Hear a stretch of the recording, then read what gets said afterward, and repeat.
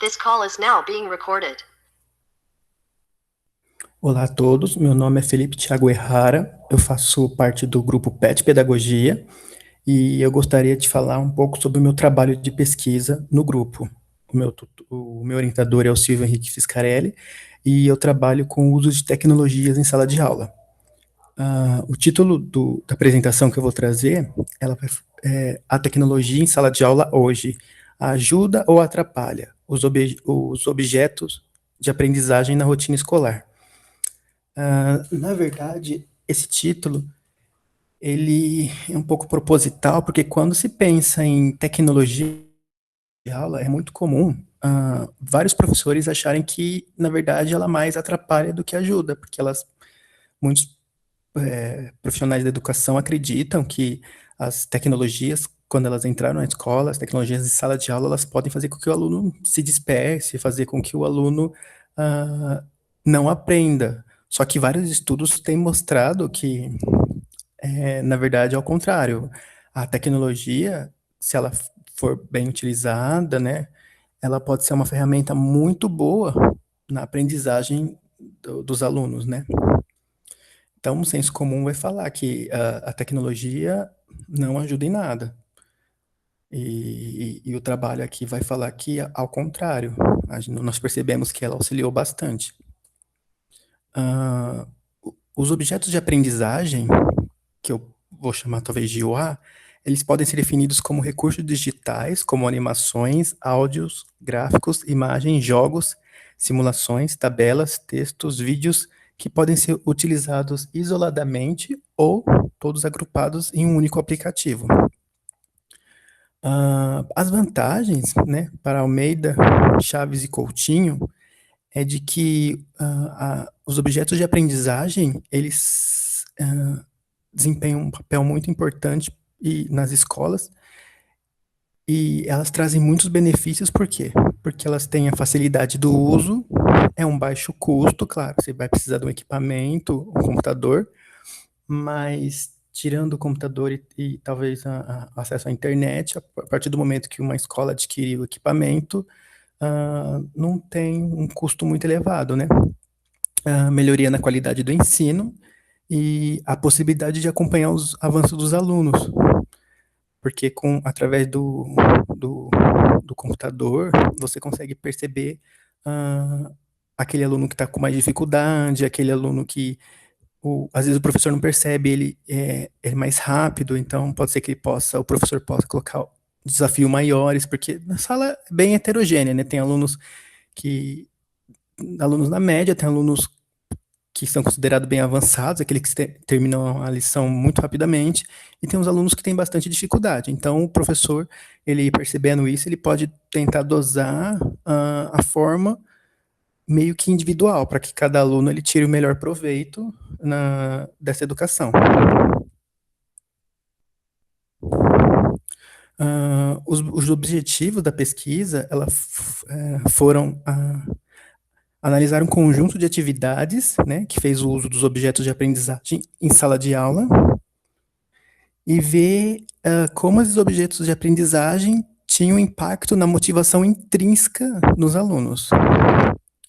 Para Konchowski, as novas tecnologias no campo da educação se tornam cada dia mais imprescindíveis, porque não tem como negar que a tecnologia, ela hoje faz parte de praticamente tudo da vida que nos cerca, então, que nos cercam. E então é inconcebível você pensar a tecnologia fora da escola, porque a tecnologia hoje em dia está em tudo, né? No supermercado, né? A tecnologia está presente no dia a dia das crianças. Então não tem como negar que de fato ela veio e que ela, se bem utilizada, ela pode sim trazer muitos benefícios.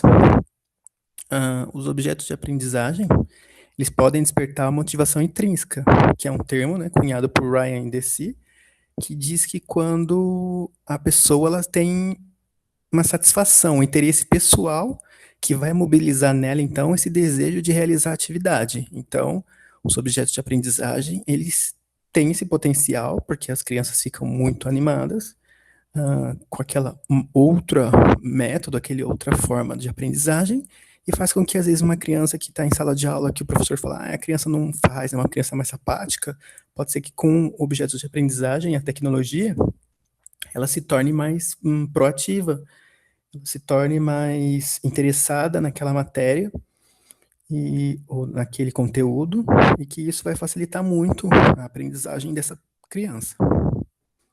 A metodologia, então, foi uma observação sistemática.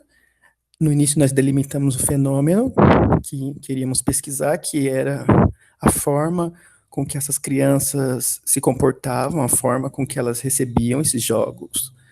Os objetos de aprendizagem, que no caso usamos, foram jogos, e tínhamos uma ficha de pesquisa que nós íamos marcando vários itens que tinha. Por exemplo, se a criança ela estava conversando enquanto estava fazendo atividade, se a criança estava focada na atividade, ou se a criança estava, por exemplo, também alheia, se ela estava dispersa. Então, tinham várias categorias, várias coisas a serem analisadas nessas fichas.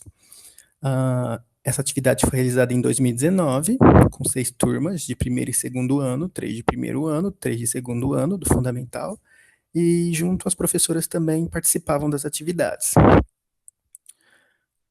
Então, a coleta dos dados foi feita com observação nas atividades, que semanalmente eram feitas num laboratório. Essa escola, ela tinha um laboratório de informática, e as crianças iam lá. Uma vez por semana, cada série, uma vez por semana, e fazia aquela hora-aula de 50 minutos, e a professora sempre junto, participando também desse processo. Os resultados vão falar que a motivação, segundo a teoria da autodeterminação de Ryan Deci, que essa teoria ela vai dizer que a autodeterminação se fundamenta nos princípios de locus da causalidade, a volição, a escolha percebida, a competência, o desafio e o feedback. Então, para análise da motivação dos alunos, nós consideramos os dados relacionados mais, como eu disse, ao comportamento durante as tarefas, né? Interesse, participação, atenção, dedicação, tempo de permanência na atividade, porque pode ser que a criança entrasse na atividade e saísse rapidamente, então a gente estava marcando o tempo que ela permanecia. Às vezes ela não completava os desafios, ela se cansava, tá difícil, aí mudava. Então a gente ia lá e anotava tudo isso. E o esforço que ela tinha para realizar as tarefas, porque, por exemplo, tinham crianças que em sala de aula a professora falava que eles não faziam nada, e você percebia que dentro lá da sala, elas fazendo uso dos objetos de aprendizagem, claro, elas ficavam talvez um pouco frustradas porque elas não conseguiam, mas você via que elas estavam persistindo, e a professora depois até falou que elas melhoraram um pouco em sala de aula, porque eu acho que elas queriam fazer aquela atividade, elas tinham uma dificuldade, talvez elas não tivessem motivação suficiente para tentar superar aquela dificuldade, e aí a partir do momento que ela tem um contato com esse objeto de aprendizagem, um contato com esse jogo, e vê os outros colegas participando, fazendo, ela entende que, nossa, essa informação de matemática é muito importante, coisa que talvez ela não tivesse dado conta, nem que fosse, assim, é importante porque para mim seria interessante para mim utilizar no jogo, é importante para mim poder jogar. E aí, a princípio, então, alguns professores relataram que os alunos mudaram de comportamento porque eles começaram a participar mais da sala de aula, pedir mais ajuda, professora, não estão conseguindo realizar, não consigo fazer essa lição, sabe, antes, coisa que eles simplesmente negligenciavam. Acreditamos que é porque elas perceberam que tinha uma defasagem e depois elas queriam contornar isso. Nós percebemos também que a dinâmica das aulas ela foi, de fato, se alterando ao longo dos tempos, ao longo do tempo, né, do projeto que tivemos. No começo, os alunos eram mais dispersos mesmo nas atividades, então quando os professores dizem que quando levam as crianças para a sala de aula, que os alunos ficam mais, entre aspas, bagunceiros, assim, de fato, eles não estão errados, mas nós percebemos também que esse início, que algumas semanas iniciais, que de fato elas estavam mais eufóricas, mais dispersas, ao longo do projeto, ao longo do ano, elas simplesmente, sabe, começaram a prestar mais atenção, ficaram mais focadas, e você percebe que teve uma mudança de comportamento.